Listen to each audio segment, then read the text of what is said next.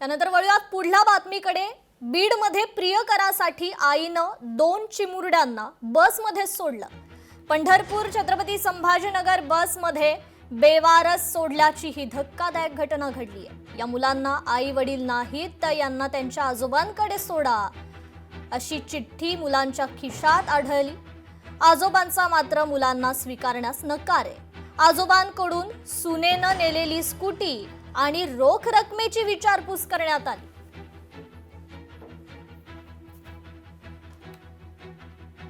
बसमध्ये सापडलेली ही बालके संबंधित कंडक्टरने पोलिसांच्या स्वाधीन केली आणि पोलिसांनी बालकल्याण समितीसमोर स्वाधीन केली। बालकल्याण समितीने ती शिशुगृहात संरक्षित केली आहेत।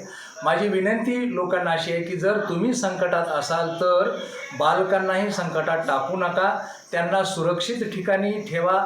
शासनाच्या सक्षम यंत्रणा आहे, 1098 आहे, बाल संरक्षण कक्ष आहे, बाल कल्याण समिती आहे, यांच्याकडे संरक्षित करावे। आणि नागरिकांना माझं आव्हान आहे की अशा पद्धतीने बालकं सापडली तर शासनाच्या सक्षम यंत्रणेकडे द्या। पंढरपूरमधील उंबरे गावातील प्राथमिक आरोग्य केंद्र बंद आहे। प्राथमिक आरोग्य केंद्र सर्वात आधुनिक आहे, मात्र हेच आरोग्य केंद्र कुलूपबंद अवस्थेत आहे। जिल्हा परिषद सदस्य आदिनाथ देशमुख यांच्याकडून हा प्रकार उघडकीस आणला गेलाय।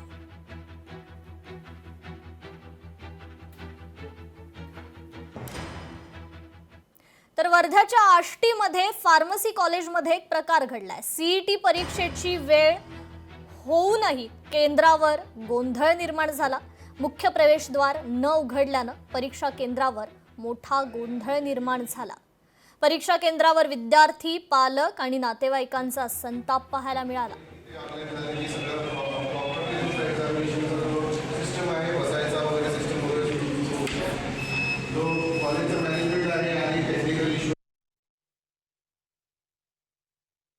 तर पिंपरी चिंचवड पालिकेनं अतिक्रमणाविरोधात कारवाई बडगा उगारलाय। अनधिकृत समाज मंदिराचं बांधकाम अखेर जमीनदोस्त करण्यात आलंय। उद्यानातील वादग्रस्त अनधिकृत बांधकाम पाडलं गेलंय। 100हून अधिक झाडांची बेकायदेशीरपणे कत्तल करण्यात आली। त्यामुळे प्रशासनाच्या या ढिसाळ कारभारावर पर्यावरण प्रेमी मात्र आक्रमक झालेले आहेत।